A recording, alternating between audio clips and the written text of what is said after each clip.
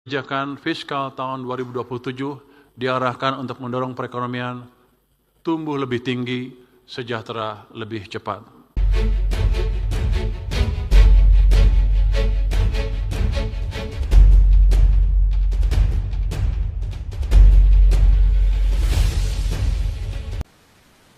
Saya sengaja minta waktu untuk berdiri di hadapan saudara-saudara sekalian, untuk menyampaikan langsung sendiri arah kebijakan ekonomi dan fiskal negara kita. Sebagai pembicaraan pendahuluan dalam penyusunan rancangan anggaran pendapatan dan belanja negara APBN tahun 2027. Pimpinan dan seluruh anggota Dewan yang saya muliakan, kita sekarang sebagai bangsa menghadapi tantangan geopolitik dan geoekonomi yang penuh dengan konflik, ketegangan, dan ketidakpastian. Peperangan terjadi di banyak tempat, bahkan di Eropa, di Timur Tengah, di kawasan yang walaupun jauh dari kita, tetapi ternyata memiliki dampak dan pengaruh yang sangat besar terhadap kehidupan kita. Oleh karena itu, karena kondisi yang kita hadapi seperti ini, saya berpendapat bahwa Presiden Republik Indonesia harus hadir langsung menyampaikan pokok-pokok pikiran perekonomian dan pengelolaan negara. Saudara-saudara sekalian, saya telah disumpah oleh saudara-saudara sekalian, di hadapan saudara-saudara sekalian, dan di hadapan rakyat.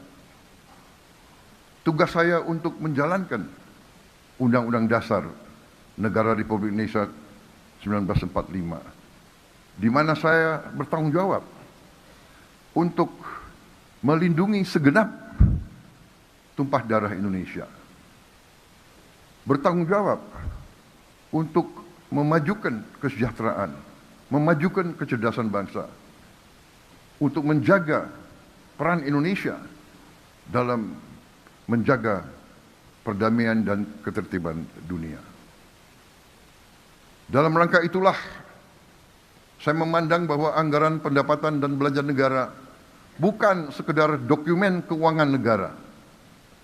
APBN adalah wujud dari alat perjuangan kita sebagai bangsa.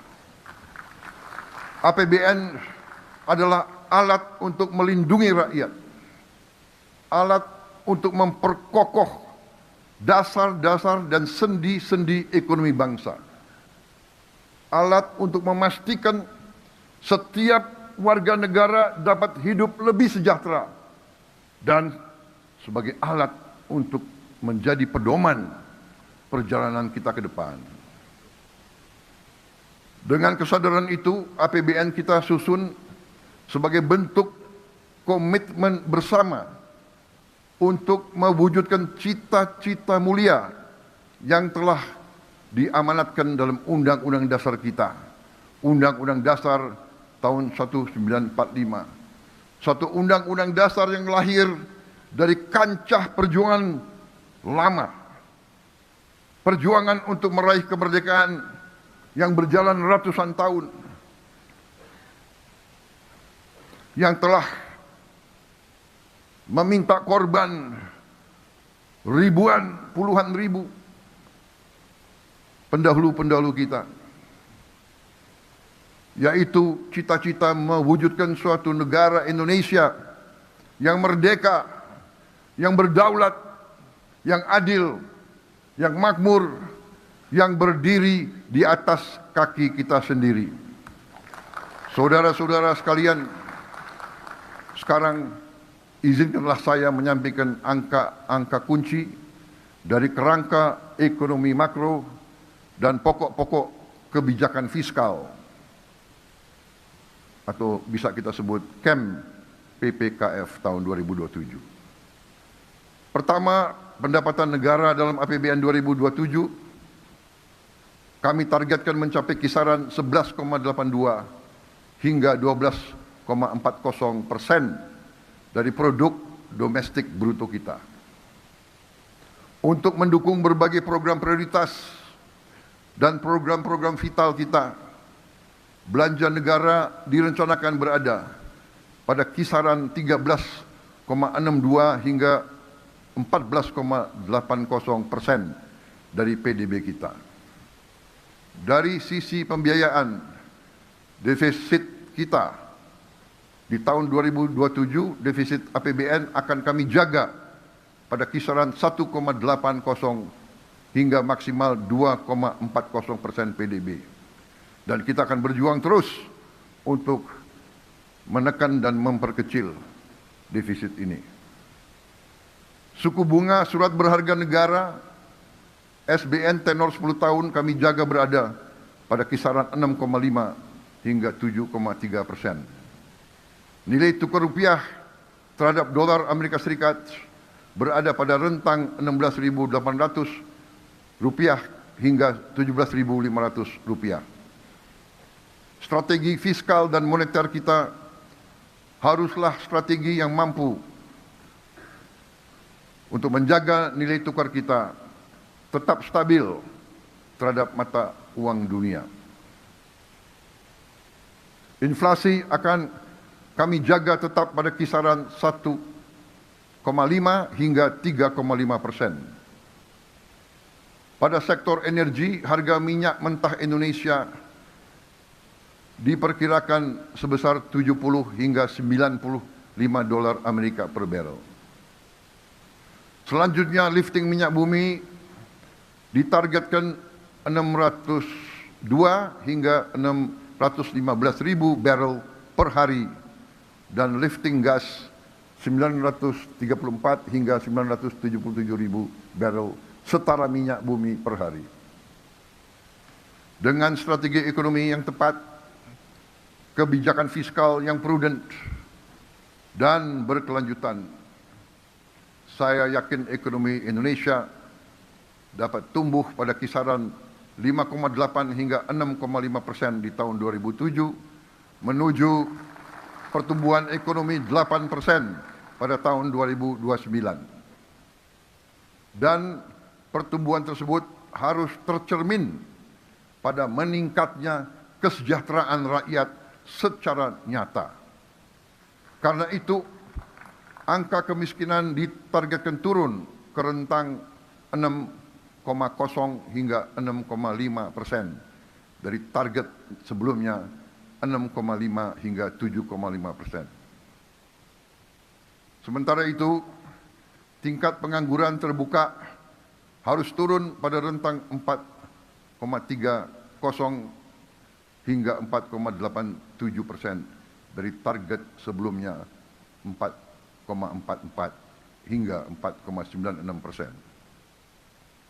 Lebih lanjut, rasio Gini kita targetkan harus semakin membaik pada rentang 0,362 hingga 0,367 dari target sebelumnya 0,377 hingga 0,380. Jarak antara yang terkaya dan yang termiskin tidak boleh semakin lebar. Bahkan harus kita perjuangkan untuk terus menyempit. Dengan berbagai program prioritas di bidang sumber daya manusia, indeks modal manusia ditargetkan membaik menjadi 0,575 dari sebelumnya 0,570. Dibantu berbagai program di bidang pertanian, indeks kesejahteraan petani ditargetkan meningkat menjadi 0,8038 dari sebelumnya 0,7731. Nilai tukar petani atau NTP yang sekarang sudah mencapai angka tertinggi sepanjang sejarah di angka 126, harus kita perjuangkan untuk bisa kita tingkatkan lagi.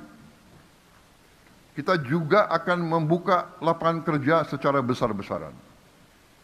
Ditargetkan proporsi lapangan kerja formal meningkat menjadi 40,81% di tahun 2007 dari sebelumnya 35,00% di tahun 2026 atau naik 5,81%. Saudara-saudara sekalian, demikian telah saya sampaikan angka-angka kunci dari kerangka ekonomi makro dan pokok-pokok kebijakan fiskal tahun 2027. Sekarang saya minta waktu untuk menyampaikan beberapa hal yang fundamental tentang perekonomian kita. Saya merasa hari ini harus saya sampaikan dari eksekutif kepada legislatif, dihadiri oleh pimpinan-pimpinan lembaga tinggi negara. Marilah kita berani untuk menghadapi masalah walaupun itu merupakan tantangan, hambatan, atau kekurangan. Kesejahteraan rakyat. Untuk itu, kebijakan fiskal tahun 2027 diarahkan untuk mendorong perekonomian tumbuh lebih tinggi, sejahtera lebih cepat. Selaras dengan itu, kebijakan fiskal difokuskan untuk mendukung 8 klaster program prioritas nasional dan 1 pendukung enabler yang terdiri dari 60 program kerja. 8 klaster program kerja prioritas nasional tersebut adalah 1. Kedaulatan pangan, 2. Kemandirian energi dan air, 3. Pendidikan, 4. Kesehatan, 5. Hilirisasi dan industrialisasi, 6. Infrastruktur, perumahan, dan ketahanan bencana, 7. Penguatan ekonomi kerakyatan dan pembangunan desa, dan yang ke-8 adalah penurunan kemiskinan. Sementara pendukung atau enabler adalah penguatan di bidang pertahanan dan keamanan, penegakan hukum, tata kelola pemerintahan, percepatan digitalisasi, dan diplomasi ekonomi. Oleh karena itu, APBN harus dijaga tetap sehat, kredibel, dan berkelanjutan. Pemerintah terus mendorong optimalisasi pendapatan negara, penguatan kualitas bekerja, penguatan kualitas belanja, dan pengembangan skema pembiayaan yang inovatif guna mendorong kinerja perekonomian sekaligus memastikan pemerataan hasil pembangunan. Sejalan dengan hal tersebut, postur makrofiskal tahun 2027 didesain secara kolaboratif, terarah, dan terukur dengan defisit 1,8% sampai dengan 2,4% PDB yang ditumpang pendapatan negara sebesar 11,82% sampai dengan 12,40% PDB untuk pendukung belanja negara sebesar 13,62% hingga 14,80% PDB. Pimpinan dan anggota Dewan yang kami hormati, pemerintah mengapresiasi pandangan seluruh fraksi DPR RI agar pemerintah terus mendorong upaya optimalisasi pendapatan negara baik melalui perluasan basis penerimaan maupun pengelolaan sumber daya alam yang lebih baik. Sejalan dengan hal tersebut, pemerintah berkomitmen untuk terus melakukan optimalisasi pendapatan negara dengan tetap menjaga keberlanjutan ekonomi investasi dan pelestarian lingkungan. Komitmen ini diwujudkan melalui penguatan sistem perpajakan yang adaptif terhadap perubahan struktur ekonomi. Sementara itu, peningkatan kepatuhan wajib pajak dilakukan dengan memanfaatkan teknologi dan analisis big data guna memperkuat efektivitas pengawasan, memperluas basis perpajakan, dan mengoptimalkan potensi penerimaan negara secara berkesinambungan. Di sisi lain, pemerintah juga tetap memberikan insentif fiskal secara terarah, selektif, dan terukur kepada sektor-sektor strategis yang memiliki nilai tambah tinggi bagi perekonomian. Dari sisi penerimaan negara bukan pajak, optimalisasi dilakukan melalui penguatan penerimaan berbasis sumber daya alam, peningkatan tata kelola yang transparan dan akuntabel, dan inovasi layanan untuk meningkatkan kualitas pelayanan publik. Upaya ini didukung oleh pengawasan dan penegakan hukum yang lebih kuat, serta optimalisasi penagihan piutang untuk memaksimalkan potensi penerimaan negara.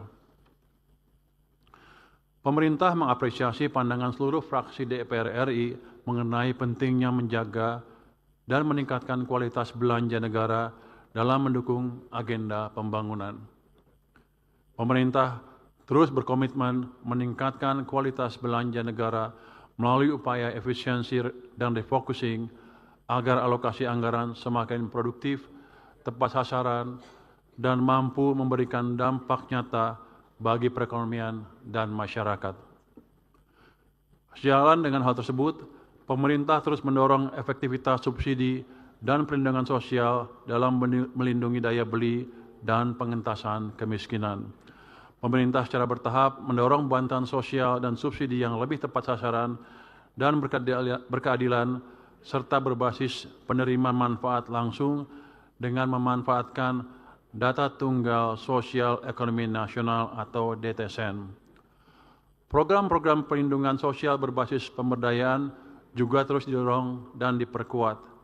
Di sisi lain, sinergi antar program Perlinsos dan berbagai kementerian dan lembaga terus diperkuat agar intervensi yang dilakukan semakin terpadu, saling melengkapi, dan mampu memberikan dampak yang lebih signifikan dalam meningkatkan kesejahteraan masyarakat. Di samping itu, pemerintah berkomitmen meningkatkan aktivitas belanja pusat dan daerah melalui penguatan sinergi dan harmonisasi belanja pusat dan daerah. Langkah ini diarahkan agar belanja daerah semakin optimal dalam meningkatkan kualitas layanan publik dan pembangunan di daerah, serta mendukung pencapaian program prioritas nasional. Sejalan dengan itu, penguatan belanja KL di daerah juga terus didorong melalui sinergi program yang lokasi penerimaan manfaatnya berada di daerah, seperti percepatan makan bergizi gratis, penguatan koperasi desa, kelurahan merah putih, sekolah rakyat, dan pemeriksaan kesehatan gratis. Pada sisi lain, dalam implementasi Undang-Undang HKPD, pemerintah senantiasa mendorong harmonisasi pusat dan daerah semakin solid dengan tetap memberikan fleksibilitas pengelolaan APBD dalam meningkatkan kualitas layanan publik dan peningkatan kesejahteraan ASN di daerah. Selanjutnya, pemerintah menyampaikan apresiasi atas pandangan fraksi Partai Demokrasi Indonesia Perjuangan, fraksi Partai Golongan Karya, fraksi Partai Gerakan Indonesia Raya, fraksi Partai Nasional Demokrat, fraksi Partai Kebangkitan Bangsa, fraksi Partai Keadilan Sejahtera, fraksi Partai Amanat Nasional, dan fraksi Partai Demokrat mengenai pentingnya pengelolaan defisit dan pembiayaan anggaran secara prudent, terukur, dan tetap berada dalam batas yang aman. Kebijakan pengelolaan defisit dan pembiayaan anggaran tersebut tidak hanya diarahkan untuk memenuhi kebutuhan pendanaan jangka pendek, tetapi juga untuk menjaga kesinambungan fiskal dalam jangka menengah dan panjang. Oleh karena itu, kebijakan pembiayaan anggaran senantiasa diarahkan untuk mendorong kegiatan produktif yang dapat memperkuat daya saing dan ketahanan ekonomi nasional dalam jangka menengah dan jangka panjang. Untuk menutup defisit anggaran tersebut, skema pembiayaan defisit anggaran akan dikelola secara inovatif, prudent, dan berkelanjutan dengan mengendalikan defisit utang dalam batas yang aman. Sinergi dengan dana